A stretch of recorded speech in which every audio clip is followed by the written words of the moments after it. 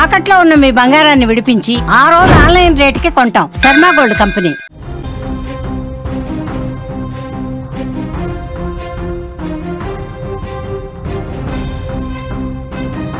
MLA Vemireddy Prashanth రెడ్డికి బెదిరింపు లేఖ వచ్చినట్లుగా తెలుస్తోంది.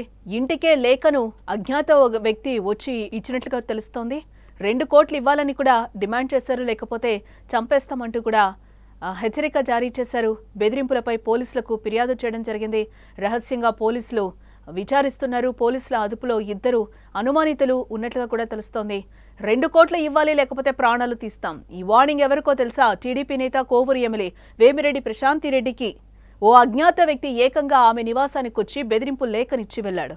దాన్ని తెరిచి చూడగా 2 కోట్లు ఇవ్వకపోతే చంపేస్తామంటూ కూడా బెదిరింపు కనిపించింది అందులో. దీంతో వెంటనే పోలీసులకు ఫిర్యాదు చేయగా దీనిపై రహస్య విచారణ చేపట్టారు అధికారులు. అజ్ఞాత వ్యక్తి కోసం గాలిస్తున్నట్లు కూడా మనకి సమాచారం అందుతోంది.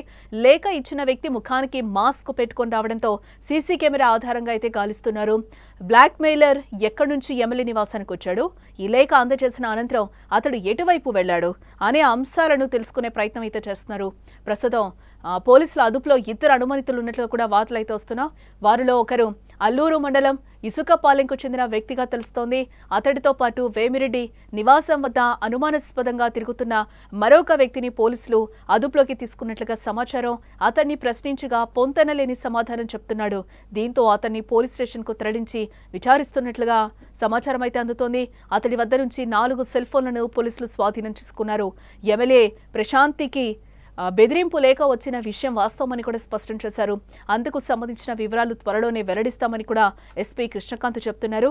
ఈ ఘటన బయటకు వచ్చాక తీవ్ర చర్చనీయాంశమైందని కూడా చెప్పుకోవచ్చు. కోవూరు ఎమ్మెల్యే వేమిరెడ్డి ప్రశాంత్ రెడ్డికి ఓ బెదిరింపు లేఖ రావడం ఇప్పుడు కలకలం రేపుతోందని చెప్పుకోవచ్చు.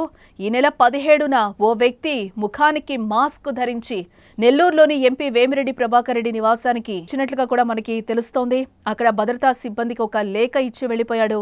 కార్యాలయ సిబ్బంది ఆ లేఖను తెరిచి చూడగా అందులో 2 కోట్ల రూపాయలు ఇవ్వాలి, లేకపోతే ప్రాణహాని తప్పదు అని పేర్కొనడం జరిగింది. వెంటనే ఈ విషయం ఎమ్మెల్యే ఎంపీకి తెలియచేసి పోలీసులకైతే ఫిర్యాదు చేయడం జరిగింది. పోలీసులు గోప్యంగా విచారణ ప్రారంభించి అల్లూరి మండలం ఇసుకపాలెం గ్రామానికి చెందిన ఓ వ్యక్తిని అనుమానితుడిగా గుర్తించి ఇప్పటికే అదుపులోకి తీసుకున్నట్లుగా కూడా మనకి తెలుస్తోంది. అదనంగా వేమిరెడ్డి ఇంటి వద్ద అనుమానాస్పదంగా తిరుగుతున్న మరో యువకుడిని కూడా ప్రశ్నించగా ఆయన సమాధానాలు సరిపోకపోవడంతో పాటు ఆయన వద్ద 4 మొబైల్స్ ఫోన్లు ఉండడాన్ని కూడా గుర్తించిన పోలీసులు అతన్ని కూడా కస్టడీలోకి తీసుకొని విచారిస్తున్నట్లుగా మనకైతే సమాచారం అందుతోంది. త్వరలోనే దీనికి సంబంధించి పూర్తి వివరాలు చెప్తామని కూడా పోలీసులు అంటున్నారు.